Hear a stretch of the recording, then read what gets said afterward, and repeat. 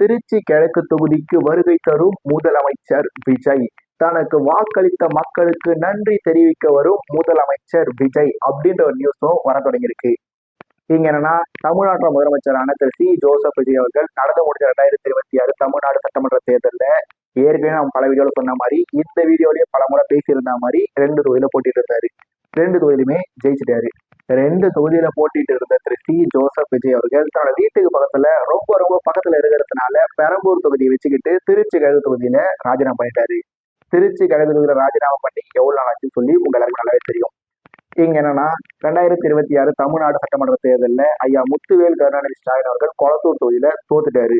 கொளத்தூர் தொகுதியில தோத்திருந்த ஐயா முத்துவேல் கருணாநிதி ஸ்டாலின் அவர்கள் கொளத்தூர் தொகுதியில தான் என்னதான் தோத்திருந்தாலுமே தனக்கு ஓட்டு போட்ட மக்களை நேரில் சந்திச்சு நன்றி தெரிவிச்சிருந்தாரு. இதே மாதிரி பல அரசியல் கட்சிகளை சேர்ந்த தலைவர்கள் என் தாவேகாவை சார்ந்த பல எம்எல்ஏக்களை கூட தனக்கு ஓட்டு போட்ட மக்கள் நேரில் சந்திச்சு நன்றி தெரிவிச்சிருந்தாங்க. ஆனா திரு விஜய் அவர்கள் பெரம்பூர் தொகுதியில போய் நன்றி தெரிவிச்ச மாதிரி இது வரைக்கும் எனக்கு தெரியல. அதே மாதிரி சோசியல் மீடியால ஒரு மீம் ரொம்ப வைரலா இருந்தது.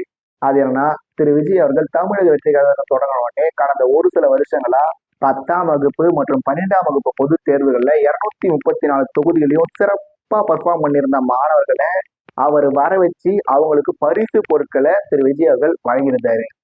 ஆனா இந்த வருஷம் திரு விஜய் அவர்கள் தமிழ்நாட்டோட முதலமைச்சரா ஆயிட்டு இருக்காரு. முதலமைச்சரான திரு விஜய் அவர்கள் இந்த வருஷம் எந்த மாணவ மாணவரையுமே கூப்பிட்டு பரிசு பொருட்களை வழங்கல. ஏங்க வழங்கல அப்படின்னு சொல்லி கேட்டா, அவரு தான் முதலமைச்சர் ஆயிட்டாரு, அவர் எதுக்காக மாணவ மாணவர்களை கூப்பிட்டு பரிசு பொருட்கள் வாங்கினாரு, தமிழ்நாட்டோட முதலமைச்சர் ஆகணும்னு சொல்லி ஒரு பப்ளிசிட்டி ஸ்டண்டா திரு விஜய் அவர்கள் மாணவ மாணவிகளுக்கு பரிசு பொருட்களை வழங்கினாரு.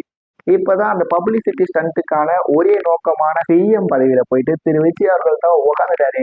இதன் பிறகு அவரு மாணவ மாணவிகளுக்கு பரிசு பொருட்களை வழங்கினா என்ன வழங்கலனா என்ன அப்படின்னு சொல்லி அது போய் முடியுது. உண்மையை சொல்லணும்னா திரு விஜய் அவர்கள் இதன் பிறகு 234 தொகுதியிலையும் சிறப்பாக செயல்பட்ட மாணவ மாணவிகளை கூப்பிட்டு பரிசு பொருட்களை வழங்கினாலும் வழங்கலாம். ஆனா அவரு ஒருவேளை வழங்காம போயிட்டாருன்னா அந்த மீம்ல வர விஷயம் உண்மையாகி உண்மையிலே திரு விஜய் அவர்கள் முதலமைச்சர் ஆகணுன்ற ஒரே ஒரு காரணத்துக்காக மட்டும்தான் மாணவ மாணவிகளுக்கு பரிசு பொருட்களை வழங்கினாருன்றது உண்மையாயிடும். அடுத்து திரு விஜய் அவர்கள் பெரம்பூர் தொகுதி மக்களுக்கு நன்றி தெரிவிக்கிறதுக்கு போகல. ஆனா திரு விஜய் அவர்கள் திருச்சி கிழக்கு தொகுதி மக்களுக்கு நன்றி தெரிவிக்கிறதுக்காக போறாரு. ஏன் போறாரு? ஏன்னா கூடிய விரைவில் திருச்சி கிழக்கு தொகுதிக்கு இடைத்தேர்தல் வரப்போகுது. ஏற்கனவே திரு விஜய் அவர்கள் பெரம்பூர் தொகுதியில இருந்துகிட்டு திருச்சி கிழக்கு தொகுதியை ராஜினாமா பண்ணிட்டாரு. நம்ம தொகுதியில திரு விஜய் அவர்கள் தொடர்ந்து நீடிக்காம திருச்சி கிழக்கு தொகுதியை ராஜினாமா பண்ணிட்டாரு. அதனால அந்த தொகுதி மக்கள் திரு விஜய் அவர்கள் மேல ஒரு மாதிரி வருத்தத்தை தான் இருக்காங்க அப்படின்ற ஒரு செய்தியும் வராமல்ல. எலெக்ஷனுக்கு முன்னாடி சர்ச்சில முட்டி போட்டு நடந்த திரு சி ஜோசப் விஜய் அவர்கள் எலெக்ஷன்ல ஜெயிச்சு முதலமைச்சர் ஆன உடனே சும்மா சர்ச்சுக்குள்ள மாசா புயல் வேகத்துல ஸ்டைலா போனாரு பாருங்க அப்படின்னு சொல்லி இந்த விஷயத்தெல்லாம் பார்த்த திருச்சி கிழக்கு தொகுதி மக்களுமே கண்டிப்பாவே திரு விஜய் அவர்கள் மேல ஒரு கடுமையான வருத்தத்துல இருக்காங்கன்ற செய்தியும் கண்டிப்பாக வந்துட்டு இருக்கு.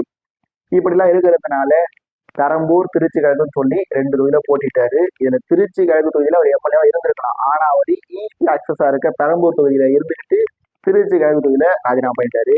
அடுத்து திருச்சி கிழக்கு தொகுதியில் தான் சர்ச்சில் என்ன மாதிரியான விஷயங்கள்லாம் பண்ணான்னு சொல்லி ஏற்கனவே சொல்லியிருந்தோம்.